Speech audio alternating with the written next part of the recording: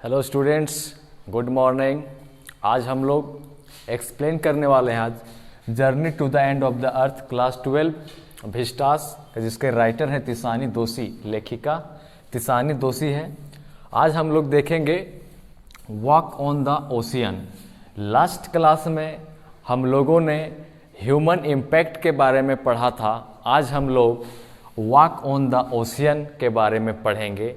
हम लोगों ने लास्ट क्लास में देखा कि इस सृष्टि, इस वर्ल्ड का जो टाइम पीरियड है वह लगभग 6500 करोड़ वर्ष पूर्व है, जबकि ह्यूमन बीइंग का जो टाइम पीरियड है वह मात्र 12000 वर्ष है, जो कि यदि जियोलॉजिकल क्लॉक के हिसाब से देखा जाए तो एक सेकंड के बराबर है, मात्र एक सेकंड, और या तो उससे भी कम। लेकिन इतने कम समय में से मनुष्य ने इस धरती में इतना हंगामा मचा दिया, इतना कोलाहल मचा दिया कि चारों तरफ अफरा तफरी कर दिया। जंगलों को काट करके सबसे पहले गांव बसाया, गांव के बाद शहर, उसके बाद नगर, उसके बाद महानगर, और इस तरह से पूरा जो अर्थव्यवस्था को बर्बाद करके रख दिया। और कार्बन का जो ये वार्म जो है वह दिन प्रतिदिन टेम्परेचर बढ़ते जा रहा है, जिसके वजह से भी बहुत सारी खतरा मंडरा रही है। आज हम लोग देखेंगे वॉक ऑन द ओशियन। क्या यह पॉसिबल है ओशियन में चलना? नहीं, एक्चुअली जब हम लोग पढ़ेंगे तब ज़्यादा कंसेप्ट क्लियर होगा। चलिए देखते हैं। My Antarctic experience was full of such epiphanies. Epiphanies means होता है आश्चर्य। तो लेखिका कह रही है कि इसका जो अंटार्कटिक का एक्सपीरियंस रहा, अनुभव रहा, वह काफ़ी आश्चर्यजनक है। But the best occurred just short of the Antarctic circle eight 65.55 degree south. लेकिन जब वह कहाँ पहुँची? अंटार्कटिक सर्कल में पहुँची। उसका जो लेटीट्यूड था वह कितना था? 65.55 डिग्री साउथ था। द सोकाल्स्की, आप लोगों को मालूम होगा, प्रीवियस वीडियो में हमने बताया था कि लेखिका जिस शिप से जर्नी कर रही थी उस शिप का नाम सोकाल्स्की था। तो the Sokalski had manage to wedge, वह सोकाल्स्की क्या हो गया? फंस गया। वेज मीन्स फंस जाना। कहाँ पे फंस गया? The Sokalski had manage to wedge herself into a thick white stretch of ice between the peninsula and Tadpole. वह बर्फ के टुकड़ों के बीच में फंस गया, जो कहाँ? पेनिनसुला एंड टेडपोल आइलैंड के बीच में। Which was preventing us from going any further. The captain decided we were going to turn around and head back north. तब कैप्टन ने यह निर्णय लिया। क्या निर्णय लिया? कि उसे अपने शिप को पीछे की ओर मोड़ देना चाहिए और उसका जो हेड है, जो आगे का पार्ट है, उसे नॉर्थ डायरेक्शन में, उत्तर दिशा में कर देना चाहिए। The captain decided we are going to turn around and head back north, but before we did, लेकिन ऐसा करने से पहले we were all instructed to climb down, सभी को instructed किया गया, निर्देश दिया गया कि नीचे उतर जाओ, climb down the gangplank and walk on the ocean। gangplank means होता है लकड़ी का तख्ता। gangplank means क्या होता है? G-A-N-G, gangplank मीन्स होता है लकड़ी का तख्ता। तो नाव में जो रहता है लकड़ी का तख्ता, उसको लेकर के सभी को नीचे उतर जाने का निर्देश दिया गया, क्योंकि वह जो शिप था वह फंस गया था। So there we were all 52 of us. वे लोग टोटल कितने थे? 52 थे। सो There we were all 52 of us kitted out in Gore-Tex and glares। kitted out means जो कुछ भी उन लोगों का सामान था, उन सारे सामान को लेकर वे लोग नीचे उतर गए। Gore-Tex और glares means होता है लाइट वगैरह, और जो सामान वगैरह था सभी लेकर के नीचे उतर गए। Walking on a stark whiteness that seemed to spread out forever। और वह जो बर्फ का मैदान था चारों तरफ, walking on a stark whiteness that seemed to spread out forever, underneath our feet was a meter thick ice pack।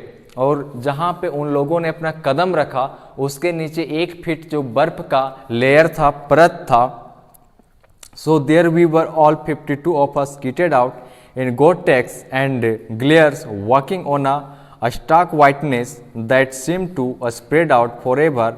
Underneath our feet was a meter thick ice pack and उन लोगों के पैर के नीचे तो 1 फीट परत था उस बर्फ का, and underneath that 180 metres of living breathing salt water, और उसके भी नीचे 180 मीटर क्या था, 180 metre living breathing salt water.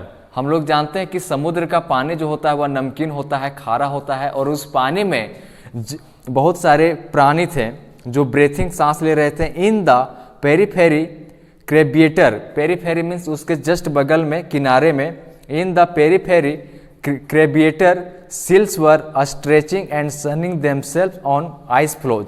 और सील्स एक प्रकार का जानवर होता है, ठीक है, तो वे लोग क्या कर रहे थे, सनिंग, अपने आप को धूप में सेक रहे थे उस बर्फ में बैठ करके। Seals were stretching and sunning themselves on ice floes much like a stray dogs will do under the shade of a banyan tree. ठीक उसी प्रकार से जिस प्रकार से कुत्ते बनियान ट्री के नीचे बैठ के आराम करते हैं। It was nothing short of a revelation, everything does Indeed connect. और लेखिका ऐसा अनुभव कर रही थी कि सारी चीज़ें एक दूसरे से क्या है, कनेक्ट है, एक दूसरे से सारी चीज़ें जुड़ी हुई है। 9 time zone, 6 checkpoints, 3 bodies of water and many ecosphere later, I was still wondering about the beauty of balance in play on our planet। और हम लोगों ने पढ़ा था कि लेखिका 100 घंटा की जर्नी की थी, और इस 100 घंटा का जर्नी उन्होंने विभिन्न माध्यम से की थी।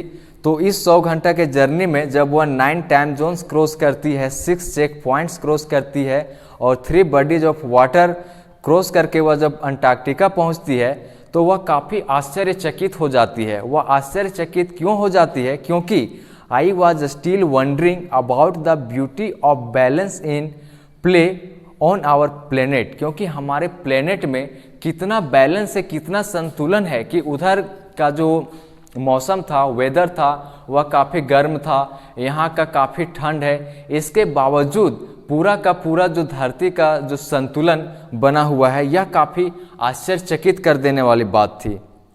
How would it be if Antarctica were to become the warm place that it once used to be. अब लेखिका कह रही है कि कैसा होगा कि यदि अंटार्कटिका फिर से वार्म हो जाए, फिर से गर्म हो जाए, ठीक उसी प्रकार से जैसा पहले कभी हुआ करता था। Will we be around to see it, क्या हम लोग देख पाएंगे, क्या हम लोग इस चीज़ को देखने के लिए जीवित रहेंगे? और would we have gone the way of the dinosaurs, mammoths and woolly rhinos, और क्या हम लोग भी विलुप्त हो जाएंगे ठीक उसी प्रकार से जिस प्रकार से राइनासोर विलुप्त हो गए, और मेमन्स मीन्स होता है एक विशाल जानवर जो जंगलों में पाया जाता है, and woolly rhinos, rhinos means गेंडा, जिस प्रकार से ये सारे जानवर सृष्टि से, इस धरती से विलुप्त हो गए, क्या ठीक उसी प्रकार से हम लोग भी विलुप्त हो जाएंगे? Who is to say, but after spending 2 weeks with a bunch of teenagers who still have the idealism to save the world, लेकिन 2 सप्ताह स्पेंड करने के बाद, 2 सप्ताह इस टीनेजर, इन युवाओं के साथ उस ओशियन में, अंटार्कटिका में स्पेंड करने के बाद लेखिका यह महसूस करती है कि ये जो यंग लोग हैं, ये टीनेजर लोग हैं, ये who still have the idealism, इन लोगों में एक आदर्श है, एक चाह है, किस चीज़ का? टू सेव द वर्ल्ड, इस वर्ल्ड को बचाने का। All I can say is that a lot can happen in a million years, और हम लोग यह कह सकते हैं कि 1 मिलियन में इतना सारा कुछ हो सकता है। But what a difference a day max, लेकिन एक दिन में क्या हो सकता है? तो इसी के साथ हम लोगों का यह chapter journey to the end of the earth end होता है। नेक्स्ट क्लास में हम क्वेश्चन आंसर करवा देंगे। Thank you.